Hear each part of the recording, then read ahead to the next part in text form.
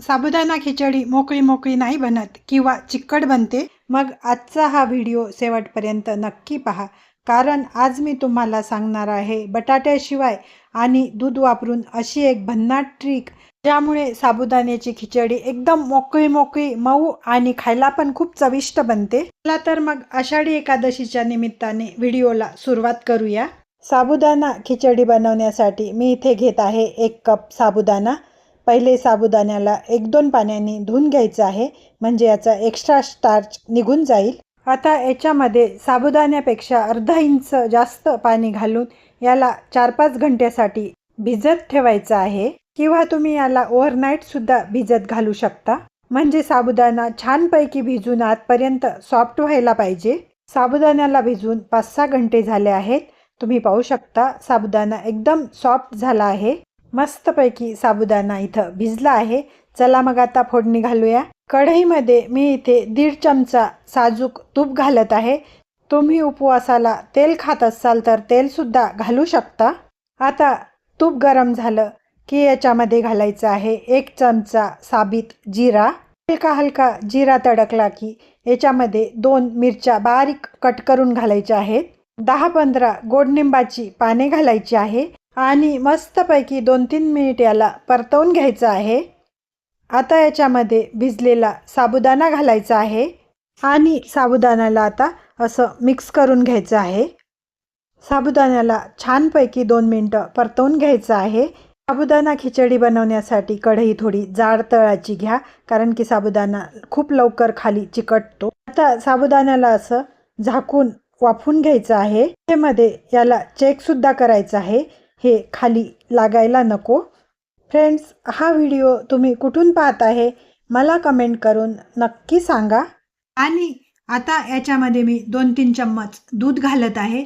दूध घातल्याने साबुदाणा खिचडी खूपच सॉफ्ट आणि मोकळी मोकळी बनते.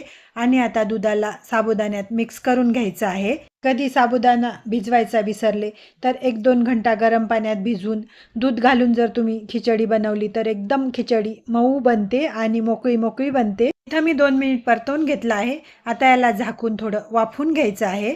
खिचडीला सारखं सारखं चेक करायचं आहे. दूध घातल्याने सुरुवातीला साबुदाणा थोडा गच्च वाटेल, पण जेव्हा शेंगदाण्याचा कूट टाकून तुम्ही खिचडी तयार कराल तर एकदम मोकळी मोकळी आणि मऊसूत खिचडी तयार होते. आता मी याच्यामध्ये घालत आहे 1 कप शेंगदाण्याचा कूट. शेंगदाण्याला भाजून मिक्सीमध्ये दळून घेतला आहे आणि आता शेंगदाण्याचा कूट साबुदाण्यामध्ये मिक्स करून घ्यायचा आहे. इथे लक्ष ठेवा, गॅसची फ्लेम लोच ठेवायची आहे. मी इथे 1 चमचा लाल मिरच पावडर घालत आहे.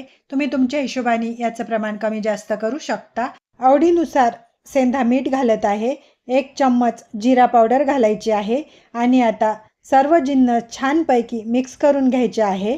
असं सर्व छानपैकी मिक्स करून घेतलं आहे. आता याच्यामध्ये 1 चमचा साखर घालायची आहे आणि अर्ध्या निंबाचा रस घालायचा आहे. थोडी साखर आणि निंबाचा रस घातल्याने साबुदाणा खिचडी खायला खूपच चविष्ट बनते. आणि आता याला झाकून 2 मिनिटं वाफवून घ्यायचं आहे. याला वाफवत ठेवून 2 मिनिटं झाले आहे. पहा किती सुंदर मोकळी मोकळी चमचमीत आणि दाणेदार साबुदाणा खिचडी इथे तयार झाली आहे. बटाट्याशिवायही खायला ही खिचडी इतकी चविष्ट लागते की एकदा खाल्ली की पुन्हा पुन्हा हीच बनवावीशी वाटेल. आणि शेवटी याच्यामध्ये फ्रेश कोथिंबीर घालून घेत आहे. साबुदाणा खिचडीमध्ये दूध घातल्याने खिचडी खूपच सॉफ्ट आणि एकदम अशी मोकळी मोकळी बनते.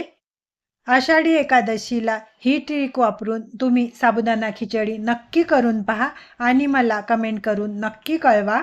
जर तुम्हाला माझी ही आषाढी एकादशी स्पेशल साबुदाणा खिचडीची रेसिपी आवडली असेल तर व्हिडिओला लाईक करा, तुमच्या मित्रमैत्रिणी आणि नातेवाईकासोबत शेअर करा आणि अशाच सोप्या आणि पारंपरिक स्वादिष्ट रेसिपीसाठी माझ्या चॅनलला सबस्क्राईब करा. तुम्हा सर्वांना आषाढी एकादशीच्या हार्दिक शुभेच्छा. पुन्हा भेटूया एका नवीन आणि स्वादिष्ट रेसिपीसह. तोपर्यंत नमस्कार, धन्यवाद.